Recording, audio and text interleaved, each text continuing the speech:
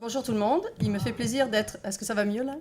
Oui. Alors il me fait plaisir d'être avec vous aujourd'hui. Comme expliqué par le docteur Lucier, je suis professeur à l'UQAM au département des sciences de l'activité physique. Je suis kinésiologue de formation, donc j'ai une expérience, un baccalauréat en physiologie de l'exercice et j'ai surtout un doctorat en gérontologie à Sherbrooke.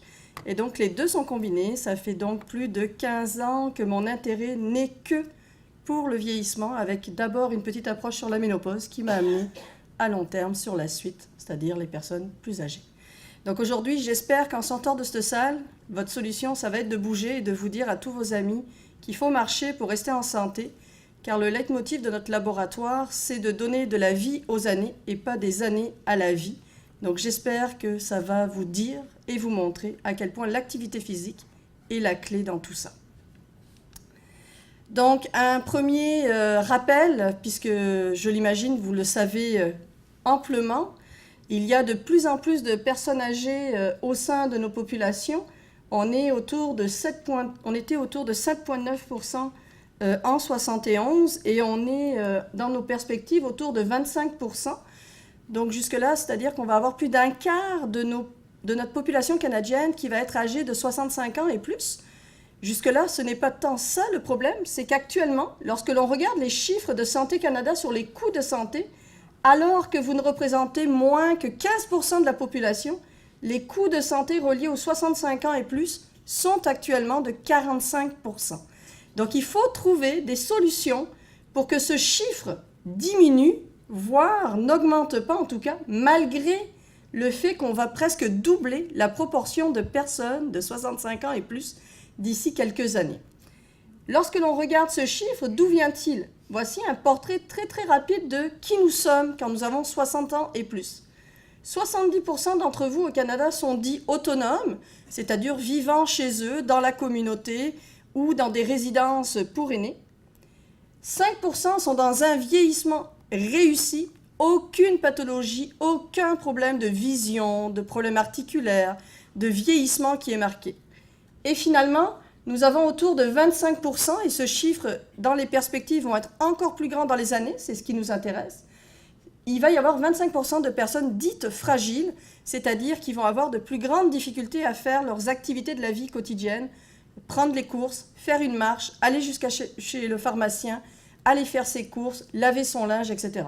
Il faut donc trouver des solutions pour que cette proportion de personnes ne soit pas grandissante. Pourquoi? Parce que quand on regarde les chiffres actuels rendus par Statistique Canada, on a 63 ans en moyenne chez la femme et 62 ans chez l'homme de vie sans incapacité, c'est-à-dire sans problème de santé, mais on a 21 ans et 16 ans pour les hommes de vie avec des problèmes de mobilité, d'incapacité ou de handicap. Ça veut dire qu'on passe plus de 25% de notre vie avec des problèmes, et que ce temps-là, généralement, il est fait après la retraite. Ça veut dire que ça vous touche directement. Et dans les temps d'incapacité, vous allez passer après la retraite plus de 50% de votre temps, selon Santé Canada, avec des incapacités.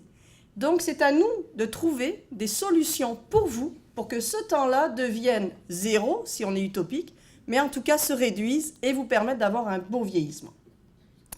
La plus grande problématique sur laquelle on travaille et pourquoi on veut réduire la mobilité et les incapacités, c'est parce qu'une des conséquences de tout ça, c'est les chutes.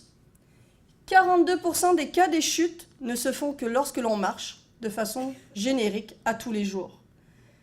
Elles se font généralement pour 50% du temps au sein de votre domicile. Elles touchent un tiers des gens de 65 ans et plus, une personne sur deux quand vous avez 80 ans. Jusque-là, les chiffres, c'est pas très grave, mais c'est les conséquences qui sont dramatiques. 12 000 décès par an au Québec, 2 milliards de dollars par an de coûts de santé reliés seulement aux chutes au Canada, et c'est la première cause d'hospitalisation à l'intérieur de notre système de santé. Heureusement, la science se multiplie et se développe, et nous savons quels sont les facteurs qui causent ces chutes. La première et l'une des plus importantes, et vous allez voir, je vais beaucoup insister là-dessus, c'est la perte de force musculaire avec l'âge. C'est aussi la perte de masse musculaire. Le fait que, puisqu'on perd du muscle et qu'on perd de la force, on va gagner un peu de gras et donc de l'obésité. On va aussi diminuer notre santé cardio-respiratoire ou cardiovasculaire, donc avoir plus de difficultés, se sentir plus essoufflé quand on marche. On va diminuer notre vitesse de marche, la façon dont on marche, la vitesse. Vous allez voir, je vais essayer aujourd'hui de vous expliquer à quel point elle est importante, mais c'est un prédicteur très important. Nos médecins, nos gériatres l'utilisent comme un prédicteur de mortalité, de morbidité. Donc cette vitesse-là, on essaye de travailler dessus. Bien sûr, l'inactivité physique, elle fait directement partie. Et finalement, notre perte d'équilibre. Dans un vieillissement normal, que vous soyez chuteur ou non, que vous soyez un homme ou une femme, vous allez tous connaître, dès l'âge de 60 ans, une perte de masse, une perte de force et un gain de masse grasse. Ces trois changements, qui sont normaux et naturels, vont amener à ce qu'on appelle la perte d'autonomie ou la perte de capacité fonctionnelle. Et c'est cet ensemble-là qui amène aux chutes. C'est pour ça que le chiffre 1 sur 3 ou 1 sur 2 est grand, parce qu'il fait partie du processus naturel. Quand l'on regarde à l'intérieur de ça, j'aime toujours mettre l'accent sur le fait que ce n'est pas l'âge biologique, l'âge chronologique, excusez-moi, qui est important, mais bien l'âge biologique. Parce qu'en fait, quand on regarde le lien entre la qualité musculaire, donc qui est la force que vous avez dans vos muscles, et les capacités physiques, on s'aperçoit que le lien, le fait de perdre de la qualité et avoir des mauvaises fonctions physiques, donc ne pas pouvoir se bouger, est plus grand dès l'âge de 60 ans. Donc dès 60 ans, cette relation est encore plus vraie, et elle est encore plus vraie à 70 ans, et vraiment la relation est linéaire à partir de 80 ans. Elle l'est aussi au niveau de l'âge biologique, mais il est dépendant de votre force musculaire. Donc c'est pas tant, vous voyez ici les gens de 50 ans, ils ont deux forces différentes et pourtant ils ont le même score de fonctionnalité. C'est vraiment la force, indépendamment de votre âge, qui va vous permettre de rester mobile.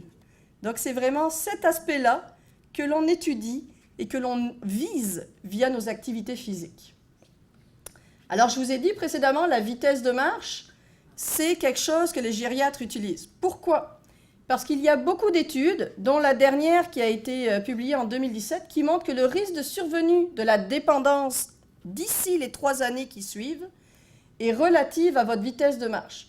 Si vous avez une vitesse de marche inférieure à 0,6 mètres par seconde, vous allez avoir un risque accru d'augmenter votre dépendance. Donc ça veut dire qu'au jour d'aujourd'hui, en vous regardant, un médecin est quasiment capable de prédire si dans 3 ans, vous allez être en dépendance ou en perte d'autonomie physique et donc avec des besoins encore plus importants.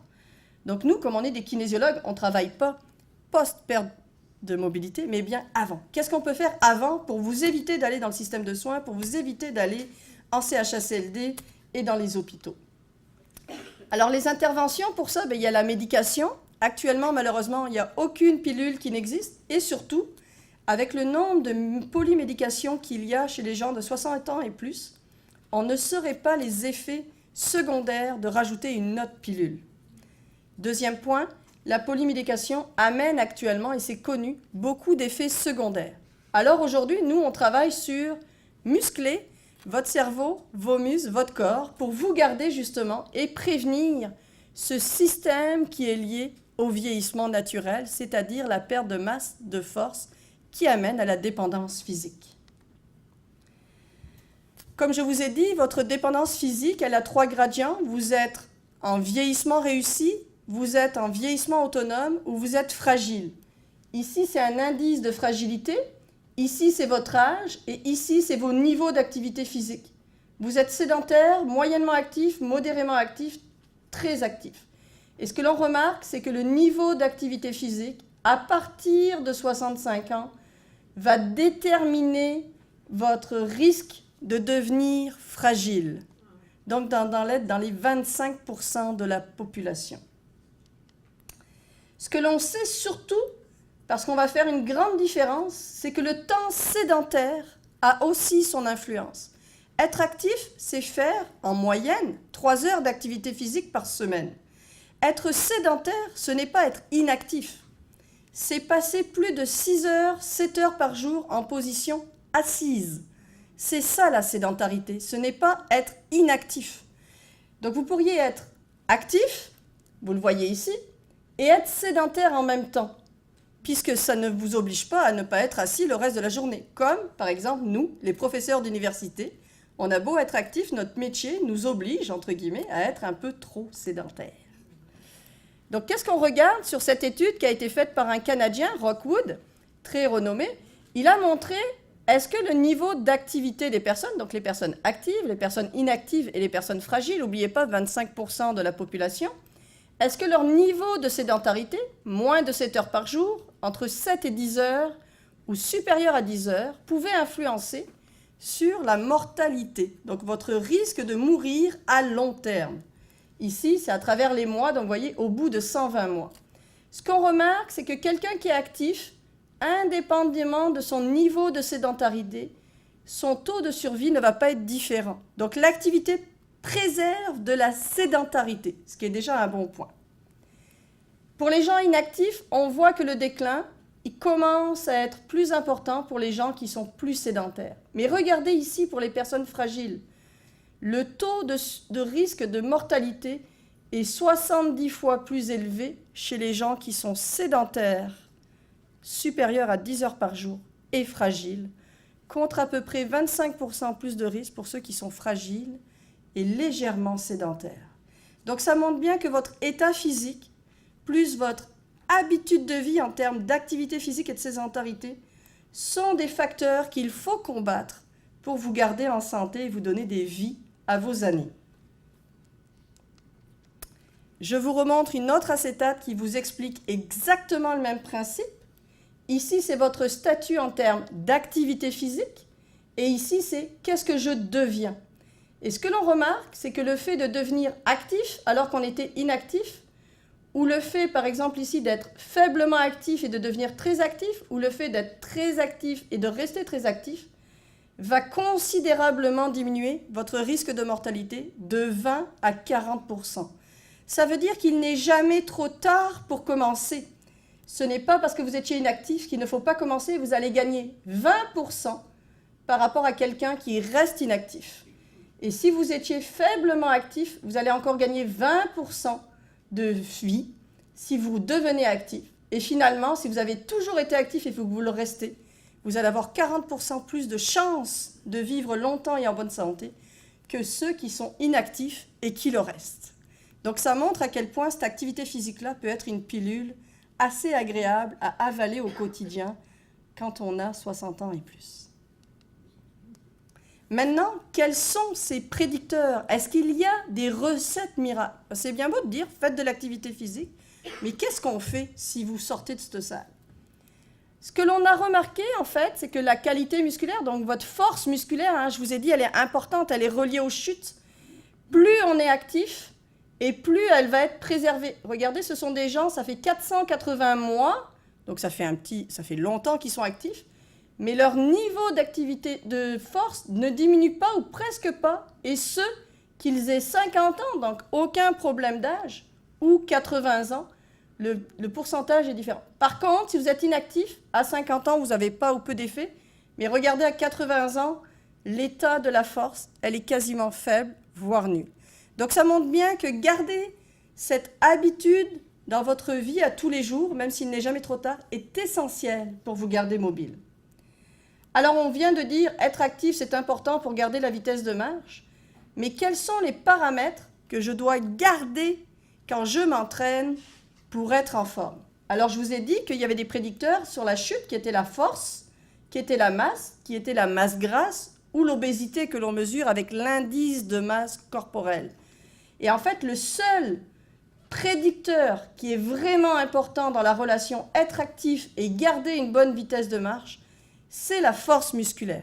Ça veut dire que vos entraînements, si vous voulez les savoir s'ils sont utiles pour vous garder mobile, en santé physique ou vous permettre de rester chez vous, doivent avoir un effet sur votre force musculaire. Pas sur votre masse. Je ne vous demande pas de grossir. Je vous demande d'avoir un muscle qui est fort, qui vous permette de soulever des forces, soulever des courses, tourner correctement quelque chose, etc. Je vous remontre pareil, c'est d'une autre étude qui appuie en fait, ce que je viens de vous expliquer. Les gens qui ont diminué leur niveau d'activité par rapport à il y a 9 ans, les gens qui ont maintenu leur niveau d'activité physique, puis les gens qui ont augmenté leur niveau d'activité physique comparativement à il y a 9 ans. Mais en fait, ce qu'on s'aperçoit, si on regarde la vitesse de marche, c'est que les gens qui sont devenus actifs ont peu perdu de vitesse de marche. Les gens qui sont restés modérément actifs et qui sont maintenus ont peu perdu. Par contre, ceux qui ont diminué leur activité physique ont perdu. Alors cette étude-là, elle nous montre qu'il y a un cercle vicieux très net entre activité physique, sédentarité et la perte de mobilité. Que ça soit avec l'équilibre, ici, qui est la même chose, on voit que les risques sont un peu plus bas. Je ne rentrerai pas dans les chiffres parce que c'est un peu barbare de comprendre des fois la science, mais faites-moi confiance, je suis là en fait pour vous la traduire en d'autres mots, mais c'est ça que ça veut dire. Restez actif modérément ou augmentez votre activité physique et vous allez maintenir, après 9 ans, tous les tests qui sont liés aux chutes et à la dépendance, tels que l'équilibre, se lever ou s'asseoir d'une chaise et marcher. Alors, des fois, on ne sait pas trop bien ce que c'est être actif. Alors, un des prédicteurs qui est le plus sorti, ou qui est en tout cas le plus connu, je l'espère pour vous, c'est le nombre de pas. On dit toujours marcher au moins 10 000 pas par jour. Et en fait, ce qu'on a remarqué, c'est qu'à partir de 8 000 pas par jour, pour les gens de 60 ans et plus, on maintenait, voire on améliorait notre santé cardiovasculaire. Ça veut dire que marcher, même tous les jours pour aller un peu vers votre supermarché, votre pharmacie, votre restaurant, voir une amie, voir vos parents, venir au gym vous entraîner par exemple, va faire que votre santé cardio-respiratoire va s'améliorer ou en tout cas va rester en santé. Et n'oubliez pas, c'était un autre des prédicteurs des chutes et de la perte de mobilité. Est-ce que tout va bien jusque-là? Oui. Alors maintenant que je vous ai dit ce portrait-là, que je vous ai dit que c'était important de faire de l'activité physique, c'est quoi la recette magique? Est-ce qu'il y en a une? Puis est-ce qu'il y en a une qui est identique pour tout le monde? Donc la première chose qui est importante, c'est de savoir qu'il y a 3 catégories d'exercices. Il y a les exercices de type aérobie. Vous allez marcher, faire du tapis, faire du vélo, courir, nager. C'est des exercices de type aérobie. On fait travailler essentiellement le cœur et on essaye de sentir que nos battements cardiaques augmentent. C'est comme ça qu'on sait. Vous avez des exercices en musculation. On va prendre des poids, des élastiques. En tout cas, on va essayer de travailler avec une petite résistance pour augmenter la force musculaire, bien sûr. Et finalement, la dernière partie, c'est les exercices de corps et esprit qui commencent à être de plus en plus populaires. Le tai chi, le yoga, le pilates. Donc, je vais vous parler aussi de cette partie-là. Par contre, quand on regarde le portrait, je peux comprendre qu'on n'est pas très bon en termes d'activité physique parce que, alors que je viens de vous dire que le vieillissement était lié à des pertes de masse musculaire, des pertes de force, des gains, des défauts, etc., on a les mêmes recommandations entre vous et moi aujourd'hui. Or, on n'est peut-être pas les mêmes. Donc, notre laboratoire, c'est à ça qu'il travaille. C'est à trouver des recommandations spécifiques pour des solutions uniques pour vous garder en santé et autonome. Alors, le premier portrait que je vais vous montrer de nos travaux, c'est est-ce que l'activité physique libre, c'est-à-dire que vous faites de façon volontaire, peut avoir un effet ou a un effet? Parce que comme vous venez de le voir, il n'y a pas de recommandation. Donc, qu'est-ce que nous, on est allé voir?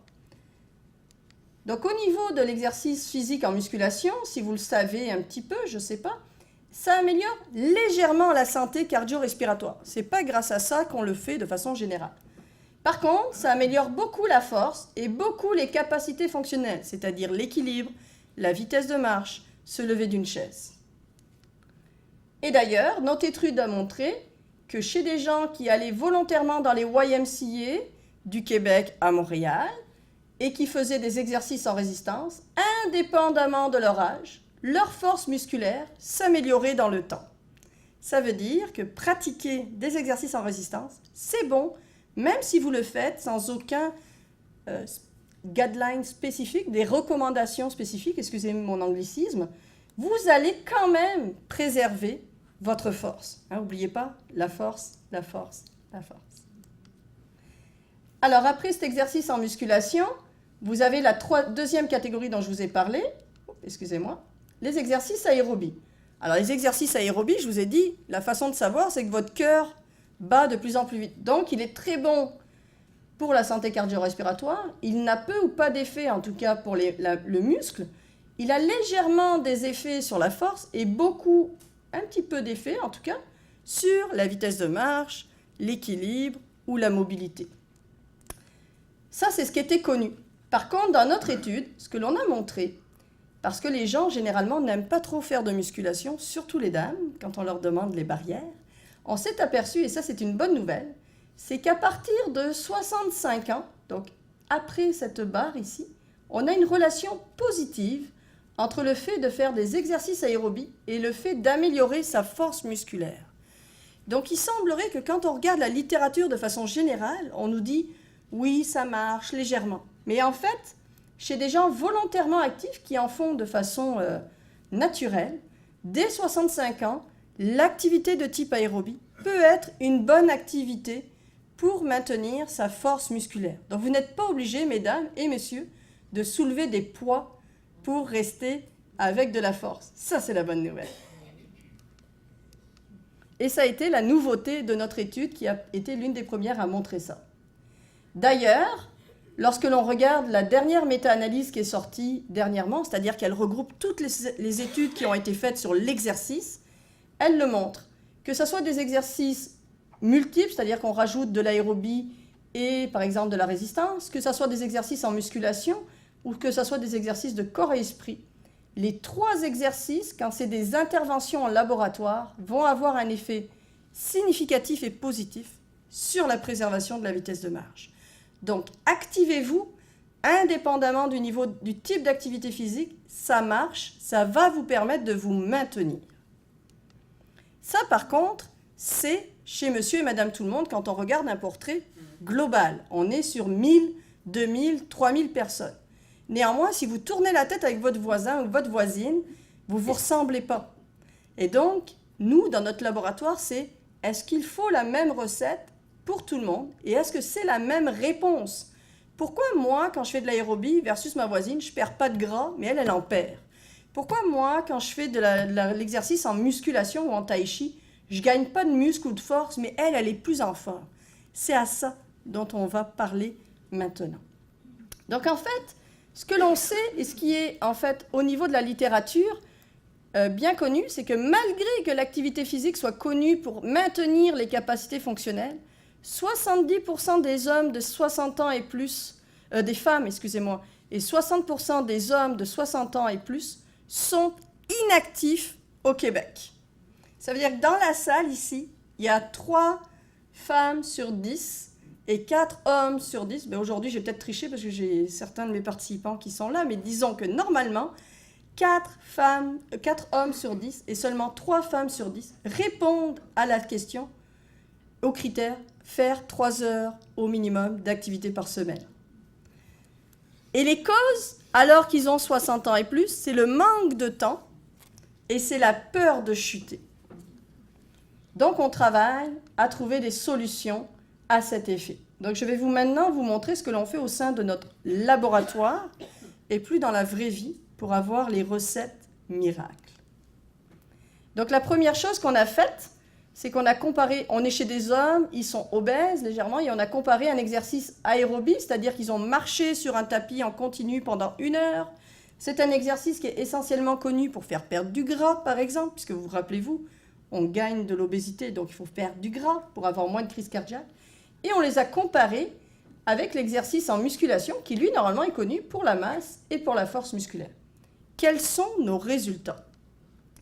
Eh bien, surprenamment, tout le monde, qu'il soit dans l'exercice de type aérobie ou dans l'exercice de type musculation, va perdre du gras au niveau gynoïde. Le gynoïde, c'est les hanches.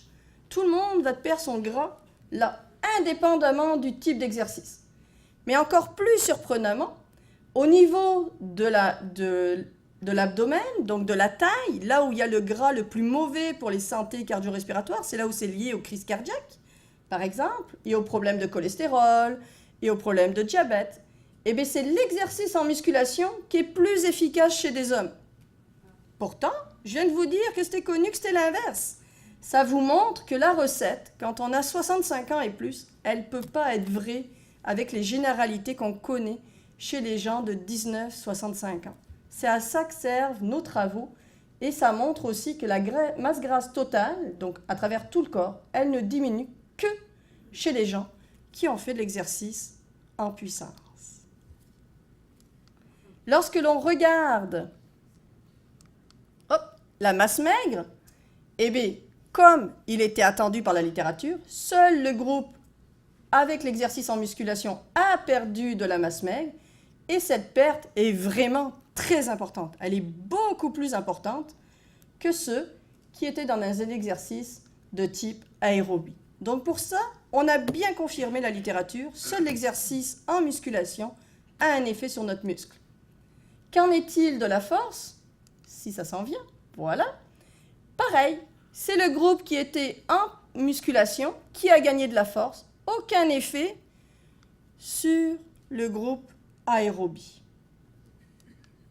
Finalement, lorsque l'on regarde la santé cardio-respiratoire, on aurait pensé que c'était le groupe en aérobie qui allait gagner. Je viens de vous dire que c'était ça, le signal de l'aérobie, c'est qu'on a le cœur qui bat, donc une meilleure santé cardio-respiratoire. Eh bien non, chez des hommes de 65 ans et plus et qui sont obèses, c'est l'exercice en puissance, en musculation donc, qui va avoir un effet et un effet significatif pour améliorer.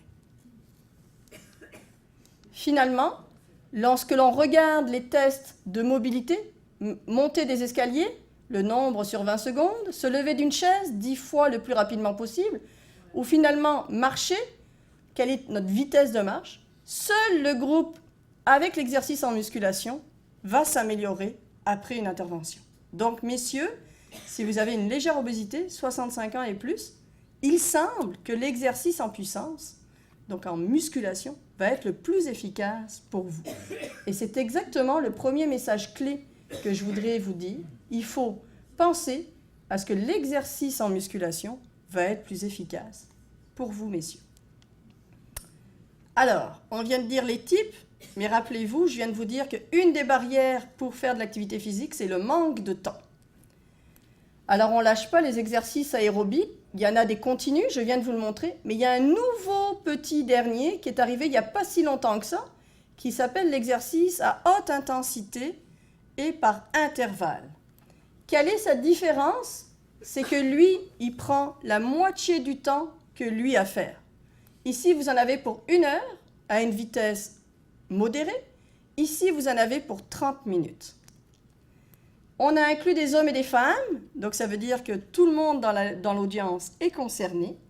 Et je vais vous montrer les effets sur les fameux prédicteurs des chutes et de la mobilité. La masse grasse, la santé cardio-respiratoire, la masse musculaire et la force. Alors, qu'en est-il?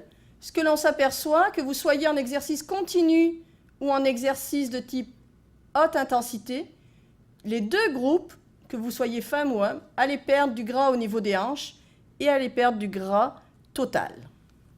Donc ça montre que les deux exercices marchent quand on mélange hommes et femmes.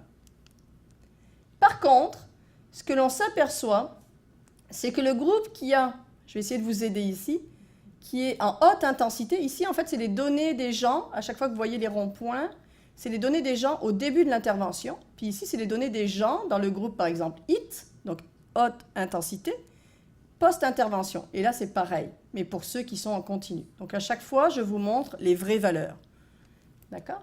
Et ce que l'on remarque, c'est que le test de 6 minutes marche, donc la distance qu'ils vont être capables de marcher pendant 6 minutes, ça c'est un test qu'adorent les gériatres, parce que ça permet de savoir, allez-vous être capable de rester autonome chez vous? Parce que si vous êtes capable de marcher au moins 500 mètres, ça veut dire que vous êtes capable de vous déplacer dans votre quartier, aller chercher le pain, aller faire vos courses, aller voir le voisin, aller à la pharmacie. C'est à ça que ça sert. Et plus on s'améliore, mieux c'est. Ça veut dire que plus on peut agrandir ce qu'on appelle notre sphère de mobilité, comment on se déplace à l'intérieur de notre quartier ou dans notre communauté. Parce qu'on n'a pas tous, comme à Montréal, un transport en commun. Si on habite en région, il faut savoir bien marcher un petit peu. Donc ce que l'on remarque, en fait, c'est que les deux groupes s'améliorent, mais que le groupe qui a eu 30 minutes seulement d'exercice, mais avec une certaine intensité, a amélioré significativement plus la distance après l'entraînement. Il en est de même pour la vitesse de marche. Les deux groupes se sont améliorés au niveau de la vitesse de marche, mais le groupe qui avait l'exercice le plus court, mais qui était le plus intense, a eu une meilleure amélioration. Pareil pour le nombre de fois où je peux me lever d'une chaise le plus rapidement possible. Les deux groupes s'améliorent, donc on a eu des effets pour tout le monde. Mais ces effets-là sont encore plus importants pour ceux qui ont fait 30 minutes d'exercice à une intensité un petit peu élevée. Et finalement, la même chose pour un test de vitesse de marche. Vous vous levez d'une chaise, le time up and go, c'est on se lève d'une chaise, on va marcher 3 mètres, on revient vers notre chaise et on se rassoit. Donc c'est un test qui vous montre, par exemple, je vais à ma télé, je veux aller éteindre ma télé et je reviens dans mon fauteuil, si on l'applique un peu là-dessus. Mais en fait, les gens qui vont avoir fait du high interval training, donc du haute intensité, vont mettre moins de temps et vont être donc plus efficaces que les gens qui auront fait l'exercice de type continu pendant 1 heure. Donc, en conclusion de ce message-là, c'est que l'exercice a la même adhérence, même si cet exercice-là est dit de haute intensité, on n'a pas perdu plus de gens dans un groupe que dans un autre, parce que c'est souvent ce qui fait peur quand on dit haute intensité. Mais par contre, en plus d'avoir la même adhérence, c'est que cet exercice-là de haute intensité est plus efficace pour un temps moins important. N'oubliez pas 30 minutes versus 1 heure. 3 fois par semaine, ça veut dire que vous gagnez 1 heure et demie par semaine à faire autre chose.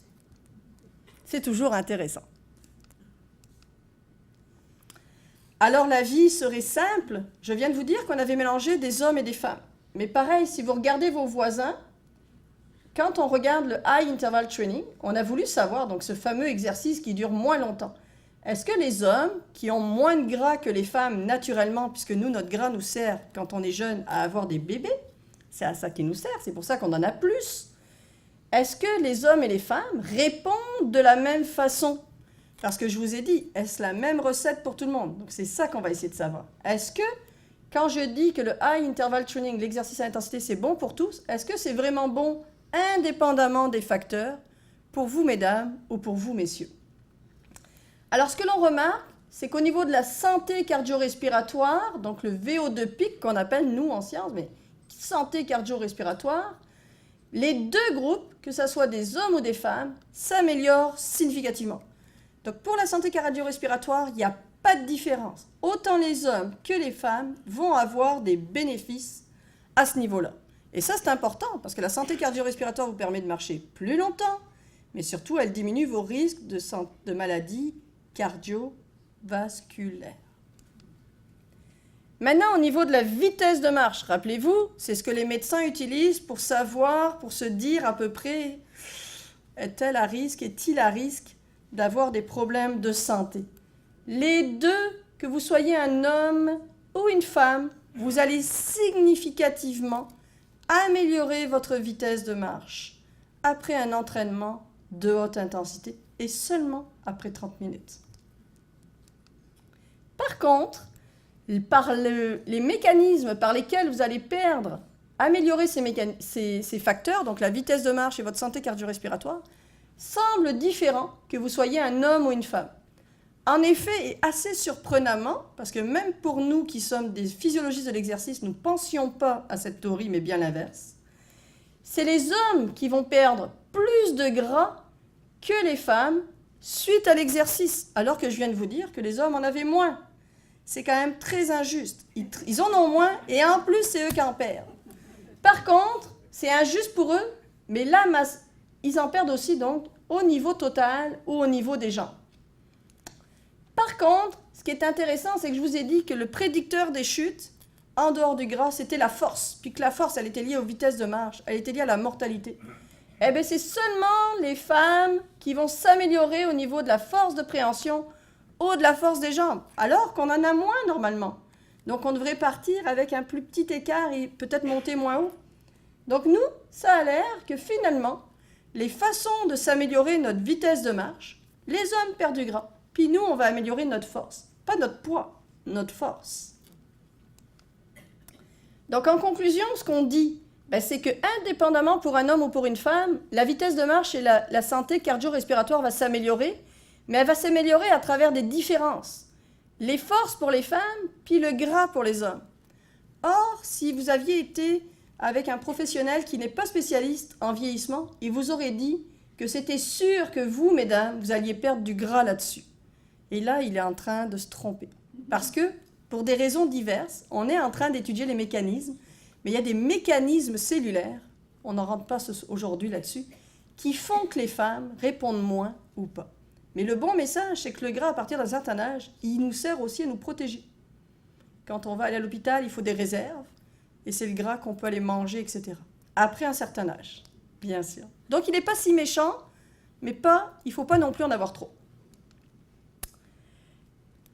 Le problème à l'intérieur de cette composition corporelle, c'est que si vous regardez votre ami à côté de vous et que vous faites le même poids, on va dire 70 kg, ça se peut que dans le 70 kg de votre ami de gauche, elle n'ait que 40 kg de muscles, mais que vous en ayez 60 kg. Ça fait qu'il y en a une qui a 30 kg de gras, puis qu'il y en a une qui a 10 kg. Donc ça, c'est ce qu'on appelle l'obésité. Et il y en a certains qui, en plus de l'obésité pour un même poids, vont avoir ce qu'on appelle une perte de force, qu'on appelle la dynapénie. Et comme ces mécanismes sont naturels, on a voulu savoir, et qu'elles touchent une personne sur 4 au Québec et au Canada, comme le montre le petit graphique, et qu'elles sont plus reliées à un déclin de capacité fonctionnelle quand ils sont combinés, on a voulu savoir s'il y avait des exercices qui étaient efficaces pour prévenir, chez ces 25% des 65 ans et plus, la mobilité. Alors, on a regardé l'exercice en musculation, et ce qu'on a fait, c'est qu'on a comparé des gens qui sont juste obèses, puisque 70% des Canadiens âgés ont une obésité, pas forcément reliée à l'IMC. Connaissez-vous l'IMC, l'indice de masse corporelle, hein? Le poids divisé par la taille en mètres au carré, puis quand il est supérieur à 30, on est en obésité, puis quand il est supérieur à 27, on est en surpoids. Sauf qu'on s'est aperçu qu'avec le vieillissement, cet indice-là n'est pas un bon indice. Parce que vous pouvez garder le même poids et finalement, dans les années, perdre de la masse puis gagner du gras. Mais votre poids, là, il n'a pas bougé. Alors, c'est ça qu'on a regardé. C'est les gens qui sont obèses versus les gens qui sont obèses avec le pourcentage. Mais l'obésité, elle a été faite ici avec l'IMC. Et finalement, la dynapénie, donc, avec la force. Hein, je vous ai dit, c'est très important. Donc, on a voulu voir l'exercice en musculation, vu qu'au tout début, je vous ai dit qu'il était plus efficace que l'exercice aérobie continu. Est-ce qu'il a encore plus d'efficacité? Ou est-ce que c'est différent que l'on soit juste obèse ou que l'on soit obèse, puis qu'en plus, on ait une petite force? C'est ça la question. Parce que ça ne se voit pas quand vous êtes face à moi, si vous êtes l'un ou si vous êtes l'autre. Mais il faut le savoir. Donc, qu'est-ce que ça nous dit? On va essayer de lire ici les réponses. Hein, ça va être plus simple. Ça nous dit que les gens qui sont juste obèses améliorent plus leur santé cardio-respiratoire, donc la santé cardiovasculaire, le cœur, que les gens qui sont et dynapéniques et obèses. Ça veut dire que, si vous le regardez ici, excusez-moi, seulement ce groupe-là s'améliore, pas l'autre. Donc, la présence de la dynapénie empêche une amélioration dans un exercice en puissance. Et cela est inversement vrai pour l'équilibre. Rappelez-vous, c'est un autre prédicteur de la mobilité. Quand vous êtes et dynapénique, donc petite force et obèse, et que vous faites un programme d'exercice, vous allez améliorer significativement plus votre temps en équilibre que si vous êtes juste obèse. Vous voyez, ils vont améliorer de 21% contre 6% pour les gens qui sont juste obèses. Donc, ça montre bien que même si on se ressemble et qu'on est dans la catégorie des pommes, une pomme Gala ou une pomme Granny Smith, finalement, ça ne fait pas la même chose suite à un entraînement. D'accord, hein? La Granny Smith peut être juste les obèses, puis la Gala peut être les obèses et dynapéniques. D'accord? Ou la Macintosh, si vous préférez. Cela est vrai aussi pour la force musculaire. Seuls les dynapéniques obèses améliorent leur force musculaire et pas ceux qui sont juste obèses. Et inversement, seule la masse grasse est diminuée chez les gens obèses, mais pas quand vous êtes dynapénique en plus. Donc ça montre bien que le fait d'avoir une petite force et une obésité va amener des différences avec ceux qui sont juste obèses à côté de vous pour un même entraînement et un même âge. Donc c'est pour ça que c'est important de savoir qui on est et à quoi on ressemble pour vous prescrire et pour prescrire des activités physiques adaptées. Parce que sinon, on peut se tromper et on peut ne pas vous améliorer votre santé. C'est pour ça qu'il y a des spécialistes en exercice.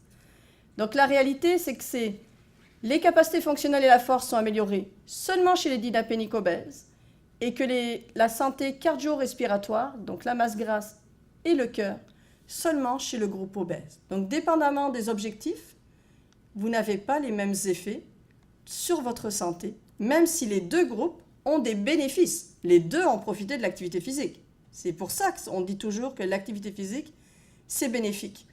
Mais dépendamment de ce que votre médecin voulait vous prescrire pour quoi ou comment, votre façon d'être à l'intérieur va influencer ce que vous améliorez. On est bon là-dessus? On ne désespère pas. Ça veut dire qu'il y a des réponses pour tout le monde et qu'elles sont toutes différentes, mais qu'il y en a toujours une. L'autre exercice, c'est le tai chi.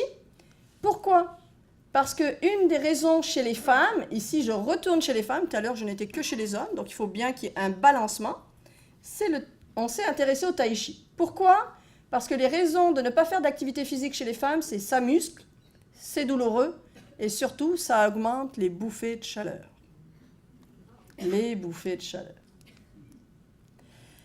Alors ici, on avait toutes des femmes qui n'avaient pas de problème de force ou des femmes qui avaient des problèmes de force. Et ce qu'on s'aperçoit, c'est que tout le monde améliore dans son temps la santé perçue.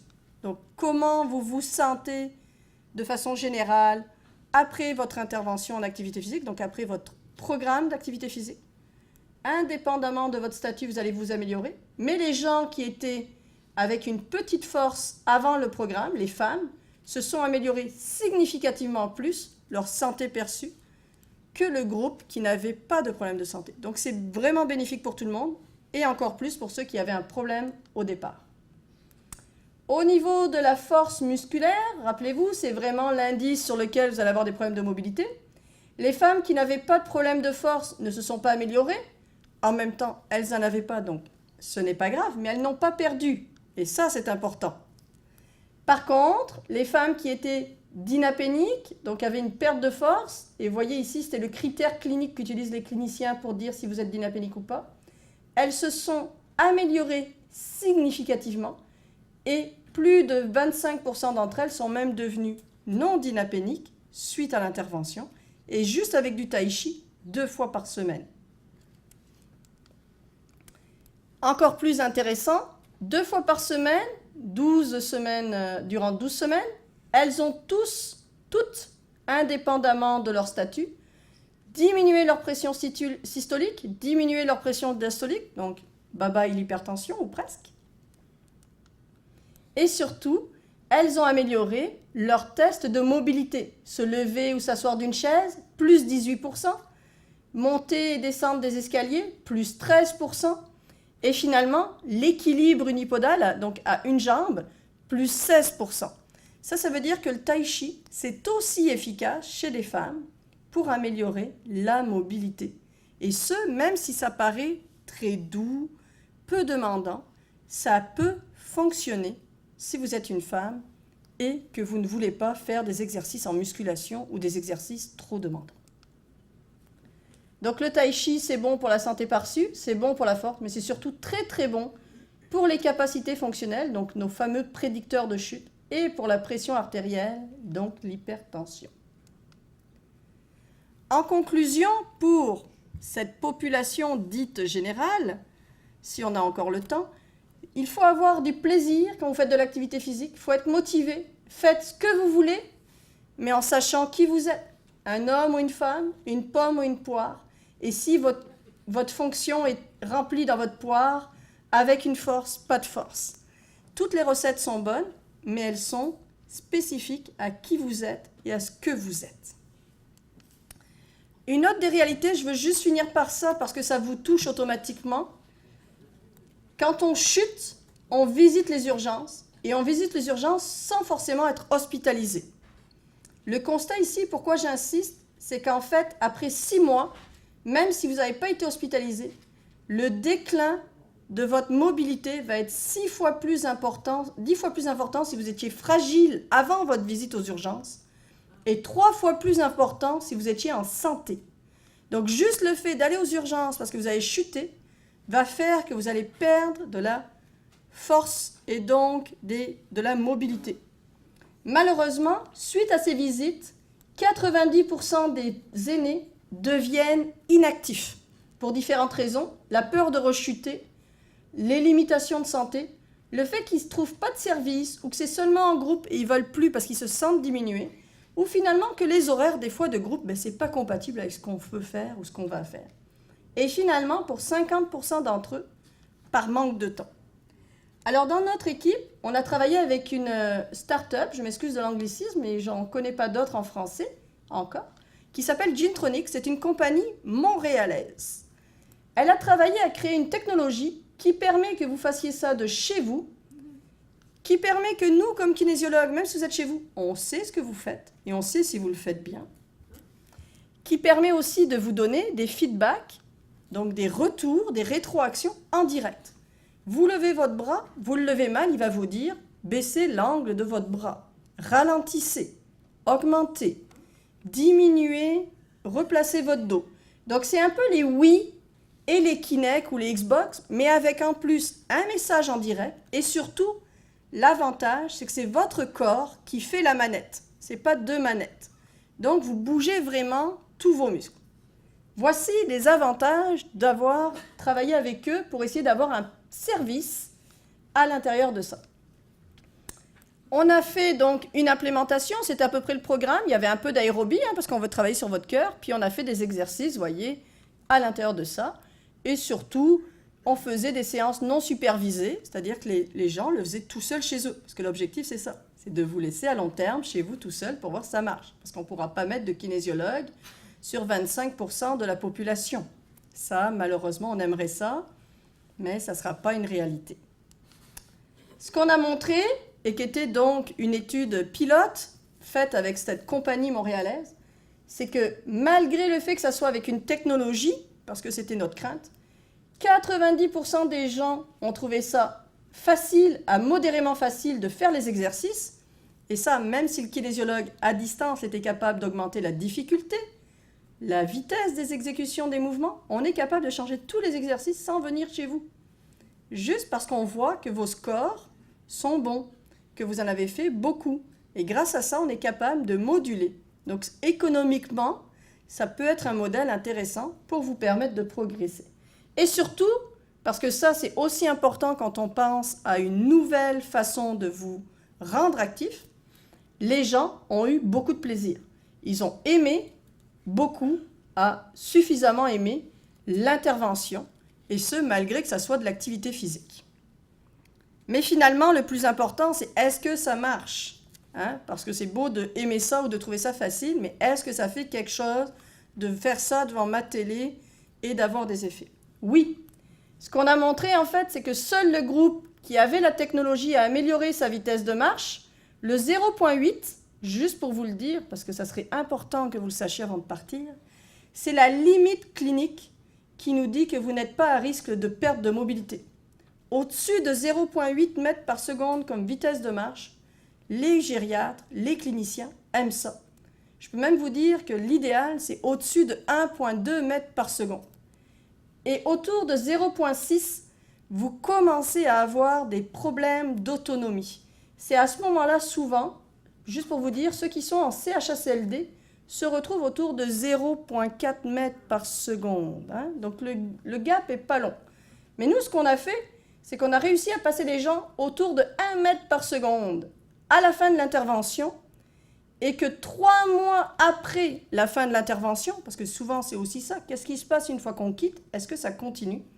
Eh bien oui, les gens restent encore actifs et leur vitesse s'améliore. Alors que chez les gens qui n'ont pas eu d'intervention, il n'y a pas eu ou peu d'amélioration et pas assez pour que cliniquement on se dise ils sont hors de danger. C'est-à-dire qu'on avait un groupe contrôle. Parce que pour savoir si une intervention marche, malheureusement, la moitié de nos participants n'ont pas eu l'activité. Pas du tout. Rien du tout. Juste faire la vraie vie, c'est-à-dire on vous sort des urgences, puis vous retournez chez vous.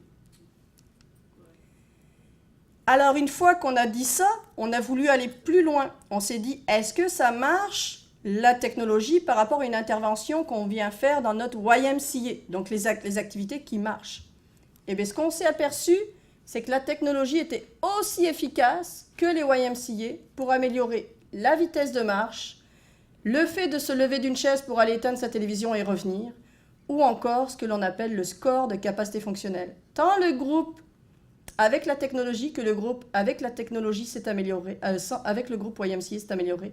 Et il n'y a pas de différence entre les deux. Et ça, c'était très bien.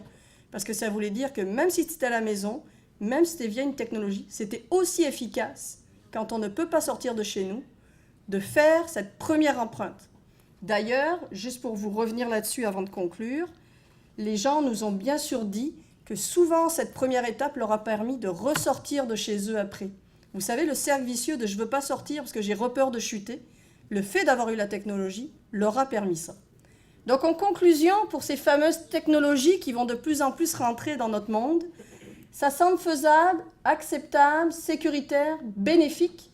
Ça semble aussi efficace qu'un programme en communauté quand on ne peut pas sortir de chez nous. Et finalement, ça semble être un bon outil pour améliorer notre mobilité et notre risque de chute, puisqu'on améliore et la force et l'équilibre à travers ces exercices. Pourquoi je vous dis de faire de l'exercice? Parce que votre niveau de santé, de mobilité va dépendre de là où vous vivez. Alors si vous voulez rester à la maison, restez actif, parce que plus vous allez changer de lieu de vie, plus votre santé, votre profil physique va s'améliorer. Et bien sûr, je n'aurais pas été sympathique si je ne vous avais pas donné quoi faire, comment faire comme message. Soyez actifs, asseyez-vous moins, construisez votre force, améliorez votre équilibre.